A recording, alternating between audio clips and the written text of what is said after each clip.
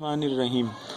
आज का हमारा टॉपिक है यानी चैप्टर 2 शुरू हो रहा है और मैं चैप्टर 2 का आपको इंट्रोडक्शन दे रहा हूँ।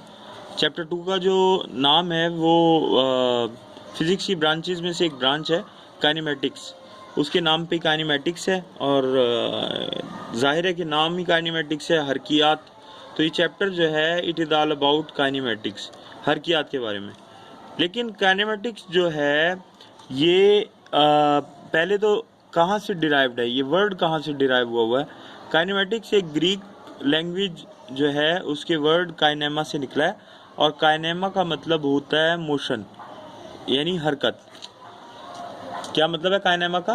हरकत। सही है। अब काइनेमेटिक्स की डेफिनेशन आप पहले ही ब्रांचेस ऑफ फिजिक्स में पढ़ चुके हैं कि kinematics is the branch of physics that deals with the study of motion of objects without reference of any force. यानी काइनेमेटिक्स जो है वो फिजिक्स की वो शाख है जिसमें आप हरकत का मुताला करते हैं, हरकत की वजूहात का हवाला दिए बगैर आप हरकत का मुताला करते हैं लेकिन हरकत की वजूहात का मुताला नहीं करते। ठीक है, काइनेमेटिक्स फिजिक्स की वो शाख है जिसमें आप हरकत का मुताला करते हैं, हरकत की वजूहात का मुताला नहीं करते। और नेक्स्ट पेज पे काइनेमेटिक्स जो है उसकी यही डेफिनेशन लिखी हुई है जो मैंने अभी आपको बताई। Kinematics is the branch of mechanics. Kinematics असल में फिजिक्स की मेन ब्रांच मैकेनिक्स की ही एक शाख है। मैकेनिक्स की दो शाखें हैं। Mechanics is divided into two parts. Mechanics दो हिस्सों में तकसीम हुई है। काइनेमेटिक्स हरकियात, डायनेमिक्स इसकी दूसरी शाख है। ये हरकत काइनेमेटिक्स हरकत का मुताला है विदाउट रेफरेंस ऑफ फोर्स और डायनेमिक्स जो है वो हरकत की वजूहात का मुताला है। तो अब आगे चलते हैं। नेक्स्ट टॉपिक हमारा जो है इस चैप्टर में वो है rest and motion. What is rest and what is motion, यानी डेफिनेशन समझने के लिए काफ़ी रहेंगी और एग्जाम्पल भी मैं साथ साथ देता चलूँगा आपको। रेस्ट क्या है? इफ़ अ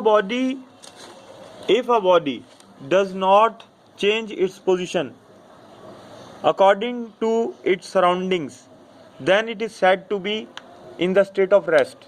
अगर कोई भी जिस्म जो है वो अपने गिरदो नवाह के लिहाज से, अपने इर्द गिर्द के लिहाज से अपनी पोजीशन को तब्दील ना कर रहा हो, अपनी पोजीशन को तब्दील ना कर रहा हो तो कहा जाएगा कि जिस्म हालत सकून में है। फॉर एग्जाम्पल अ बस standing on a bus station, एक बस जो कि बस स्टेशन पर खड़ी हुई हो, वो जो है वो हालत सुकून की मिसाल है।